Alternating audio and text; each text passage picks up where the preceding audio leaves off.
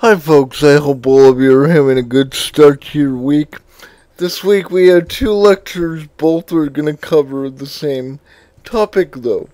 The topic of these lectures is going to be essay coherence. Now when we talk about essay coherence, there are multiple factors that play into that issue.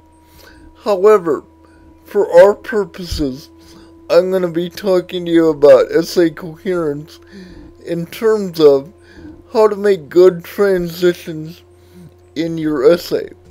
Now, there are a couple things that we need to consider. One, which we will cover in this lecture, is how to make good transitions within a single paragraph.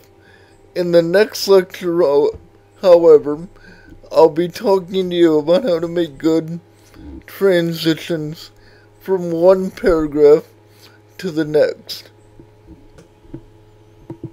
Now, I don't know if this website still exists. In fact, when I did a quick check for it a short time ago, I could not find the website that's listed here. However, I wanted to disclose that when I originally put together this presentation a few years ago, I drew much of the information from this particular website. Now, if by some chance you're more lucky than I was and can find this website on your own, I do recommend having a look at it, as it has a lot of detailed information on the use of transitions. For our purposes, though, I think the information as it was presented in that website was actually a little bit too detailed, too broken down. For our purposes, I think that we should think of transitions as being part of one of three possible categories.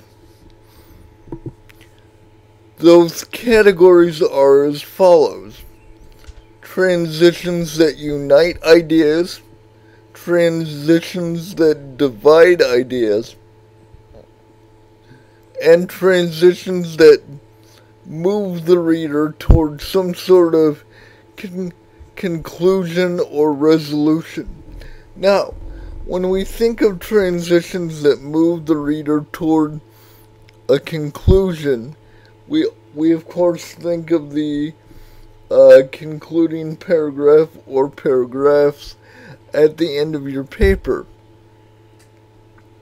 However, as you move through your academic careers, you're eventually going to have to write some longer papers for which it's necessary to have a mini conclusion, if you will, at the end of a given section within your paper. I don't know if that will really be necessary for any of the papers that will write in this course, but I just wanted you to be aware of that particular possibility. So here are some examples of words that can be used to unite ideas. Also, and, another, besides, furthermore, in addition, and moreover. Notice that within that particular example that I gave you, that I didn't highlight the terms first, second, or third just yet.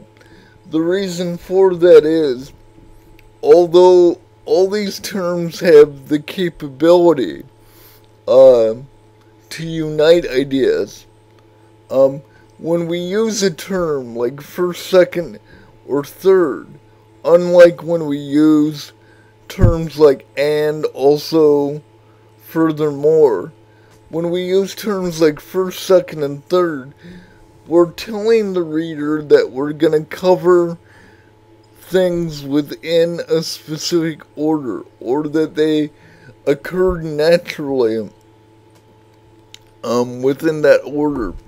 Whereas when we use one of those more general transition terms, we're not necessarily forced to cover things in a given order or sequence. But I think as you move through your development as a writer, you'll get more used to the proper use of these terms, and you'll become a little more comfortable on your own as to when you should use a vague transitional term like also or another, or a more definite term like first, second, or third. Okay, so here are a couple examples of sentences in which uniting terms are used. In the first pair of sentences, we're introduced to the common subject Chris, and we're told that in the first sentence that he's a member of the school's basketball team. In the second sentence, through the use of the term in addition, we're also introduced to the idea that he is a member of the school's soccer team. Now again, all these words in these sentences are of value, but in terms of the terms that are doing that uniting of ideas, in this case it's being done through in addition. In the second group of sentences, we're introduced to the common subject, the Texas School for the Deaf. In the first sentence of that group, we're told that the school is a good school because of its location, but then in the second sentence, through the transitional term moreover, we're also told that it's a good school because of its academic programs. Here are some words that can be used to divide ideas. Unlike when I talked to you a moment ago about uniting words, there are no substantial internal differences amongst these words, so I'll let you just look at that list for a moment, and then I'll go to the sample sentences. Okay, here are some sentences in which dividing terms are used.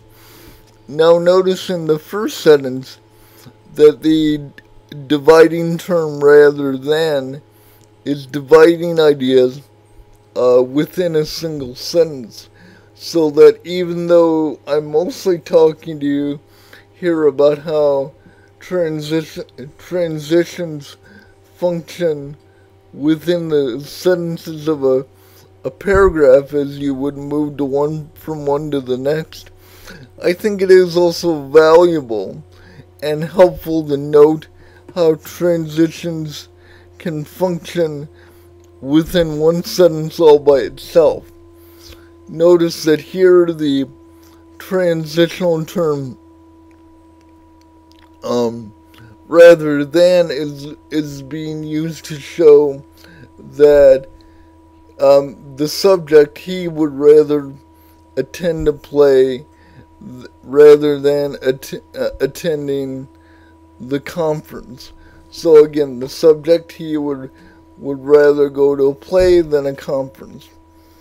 In the next set of sentences, we're introduced to our subjects, Amber, Sharon, and Megan, and we're told that they went to the theme park Busch Gardens for the day. At the start of the next sentence, the transitional term in spite of is accentuating the fact that there was cold weather, But in spite of that cold weather, they were still able to enjoy themselves at the park. Finally, here are some words that are used to move the reader toward a conclusion or resolution.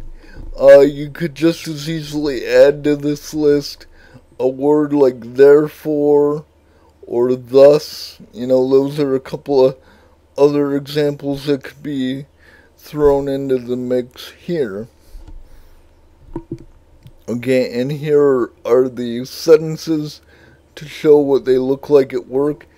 In the first group of sentences, we're introduced to the idea that there are a lot of problems at a particular meeting, and then at the start of the next sentence, the word finally is moving the reader toward the conclusion that after a few hours, the members of the meeting were able to prioritize their problems and move forward. In the next group of sentences, we're introduced to a list of problems that occurred at a play, and then in the second sentence, we're told that because of all those problems, the play was a disaster. Again, the term in conclusion is moving the reader toward the resolution that grew out of all those problems. Now, I don't have an official, recommendations slide on this screen, sort of a final tips sort of thing. So as we look at this screen together, let me just mention a couple things. First, as always, if you have any questions or concerns, feel free to contact me. I'm always here to help you and more than glad to do so.